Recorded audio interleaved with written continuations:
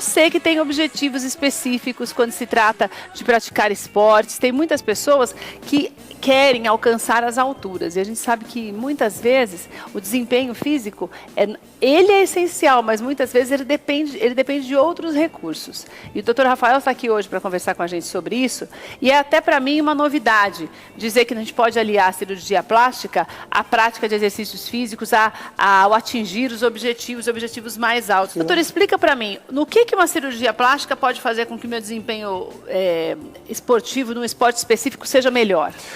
Com isso a gente consegue dividir dois grupos, né? Atletas de alta performance e aqueles que querem praticar a prática física para melhorar o corpo, enfim. Para aquela pessoa que só quer fazer exercício físico e não quer participar de nenhuma competição, sim, aonde é que a gente coloca a cirurgia plástica nisso? Ela deixa de ser só uma questão estética, doutor, nesse caso?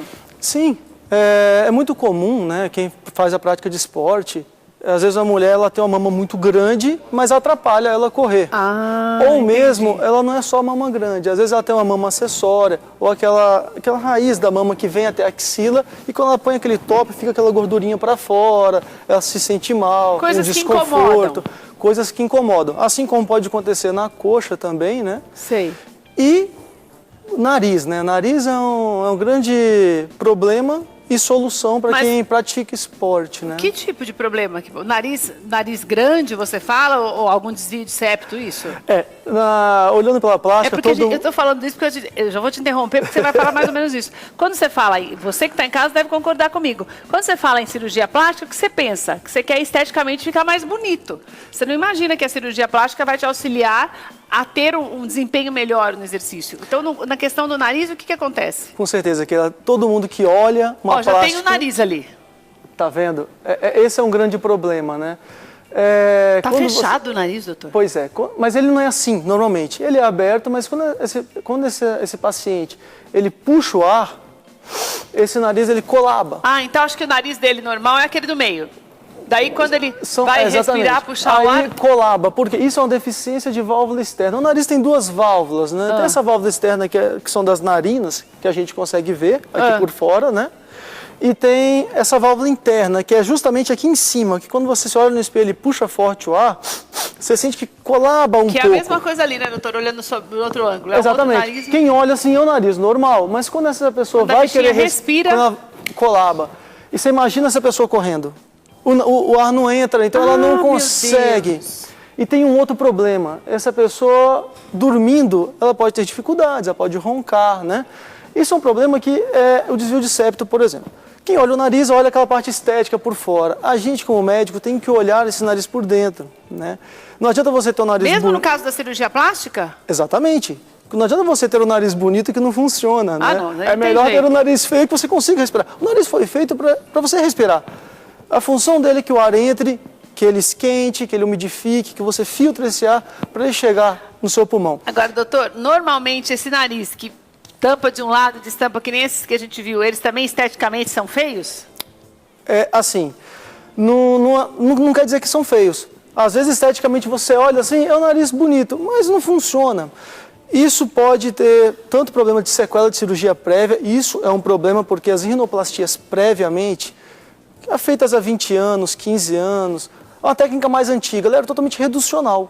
Então, ela se baseava mais em fraturas, retirar cartilagem, justamente pré-afinando o nariz. Daí ficava com um buraquinho que tem os narizes que você nem vê direito. É o exemplo que eu dou. O nariz é como se fosse uma pirâmide, né? Então, antigamente, tinha aquela giba, aquele nariz um pouco aumentado, aquela pirâmide... A pessoa cortava aquilo dali. Ficava como se fosse aquela casa sem telhado. Para consertar isso, o que eles faziam? Fraturavam para fechar esse nariz. Então, é um nariz que já tinha, algumas vezes, uma dificuldade. Então, essa cavidade para entrar o ar... pronto. Você tem as indicações, mas essa indicação era uma rotina antigamente. Hoje em dia, é uma indicação de exceção. Você fratura desde que não prejudique a função do nariz. Hoje em dia, a rinoplastia, ela é uma rinoplastia estruturada. Certo? A gente abre esse nariz, sob visão direta, retira o excesso, mas às vezes em vez de fraturar para fechar esse nariz, a gente coloca enxertos de cartilagem. E mesmo esses narizes... E daí molda o nariz de novo. Exatamente, você reestrutura esse nariz. Olha que legal. Aí esse paciente vai ter um nariz bonito e que funciona. Muitas vezes melhora a parte funcional do nariz. O que prejudica muito é o desvio de septo. 50% ou mais das pessoas têm um desvio de septo. Todo mundo tem o nariz um pouco tortinho, a grande maioria das pessoas. Porém, somente uns 20%, segundo os dados da Sociedade de Rinologia, que tem uma perda ou uma dificuldade de função, seja por obstrução. Daí não precisa fazer nada. Aí são esses casos que devem intervir. Esses 20% que têm queixas, eles não dormem bem, eles não conseguem praticar um exercício, aumentar um pouco a performance do exercício. Quer dizer, quando você começa a fazer um exercício que você percebe que está cansando além da conta, que aquilo não está dentro da normalidade, tem que buscar ajuda, porque daí tem que fazer uma cirurgia. Sim, o nariz está sempre entupido, muda o ar, muda a temperatura, entope, e muitas vezes você acaba vendo, só de você ver esse paciente, você consegue perceber o problema dele, por mais que você não esteja vendo lá dentro. Às vezes a pessoa tem um lado do rosto diferente do outro. Durante a formação óssea dele, por exemplo, lado esquerdo, que o septo é como se fosse uma parede que separa duas cavidades. Se esse septo é desviado para uma, o ar vai entrar mais de um lado e vai entrar menos do outro. Esse lado que entrar mais ar vai desenvolver mais, o seio maxilar vai desenvolver mais, o outro vai desenvolver menos. E até uma questão de estética também não fica bom. E este paciente, durante essa formação dele, ele vai virar um respirador bucal. Então vai ter aquele palato em ogiva. E na hora de praticar exercício não consegue. Então essa cavidade nasal dele vai ficar cada vez mais restrita. Aí se pega faz uma plástica, por exemplo, como antigamente, totalmente reducional, você vai diminuir uma cavidade que já é pequena. Esse paciente vai ter dificuldades. Então o ideal numa cirurgia plástica de nariz é você estruturar esse nariz. Então essa é uma. Daí a mama é outra. A mama você tem, pode diminuir, exatamente. Pode ser muito pesado e todo mundo já sabe que dá problema na coluna. Já no atleta de alta performance, ele se seca tanto que ele tem duas coisas. Ou ele já não tem mama nenhuma, que aí ele procura... Até a mulher? Mulher, porque aí acaba procurando a plástica para pôr uma prótese. Ou ela pode só ter aquela mama um pouco mais caída e ter que levantar. No caso do homem...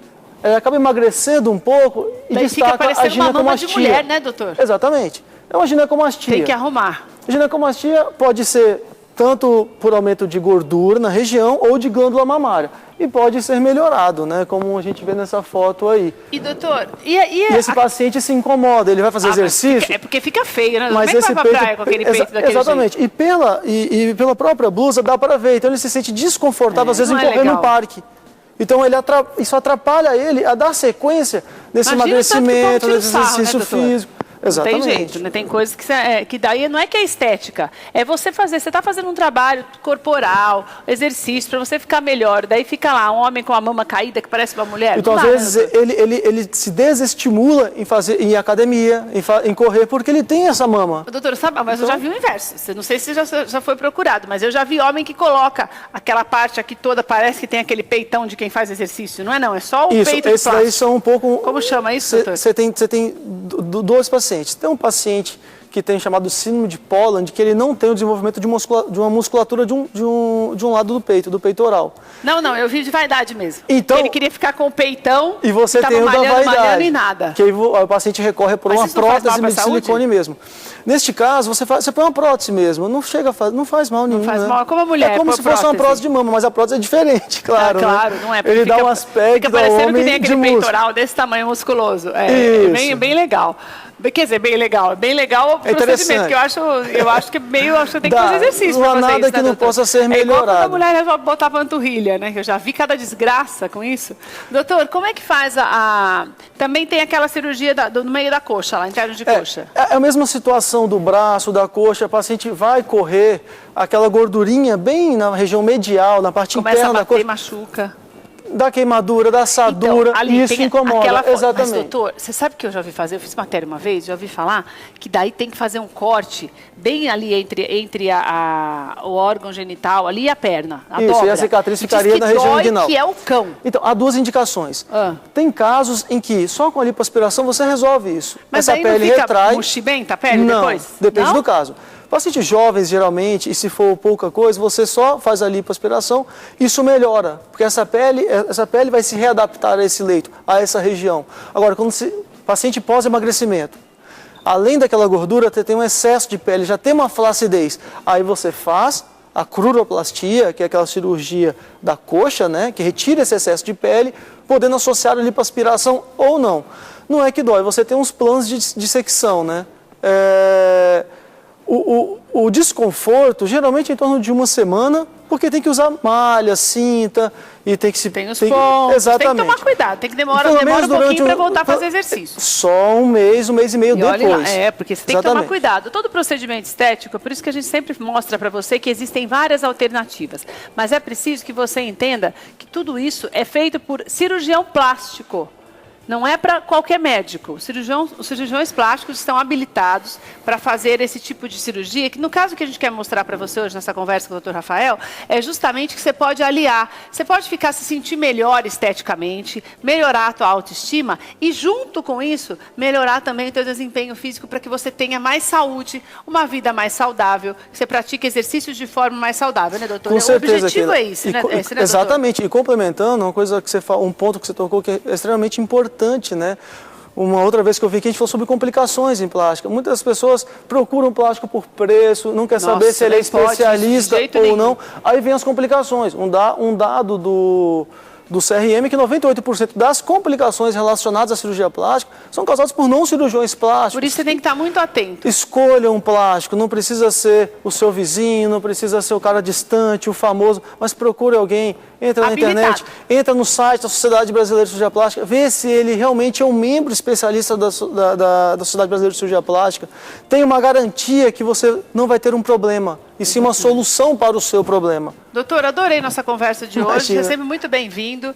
Lembrando a você que é muito importante o que o doutor falou, procure o cirurgião plástico, aliás, procure o cirurgião plástico ao qual você já conheça, ou que alguém já tenha feito uma cirurgia com ele, e ali, comece a aliar o seu bem-estar, a sua autoestima elevada, com a prática de exercícios físicos. Esse é o melhor caminho. O Dr. Rafael tem um site, que é o drrafaelfrota.com.br. No site dele, você vai saber todas as informações. Tem também o Instagram dele, que é Dr. Rafael Frota, para você conhecer melhor o trabalho dele. Entre no site, você vai ficar mais bem informado, pode marcar a sua consulta, para que você tenha tranquilidade para realizar um procedimento estético e plástico. Doutor, muito obrigada. Viu? Eu que agradeço.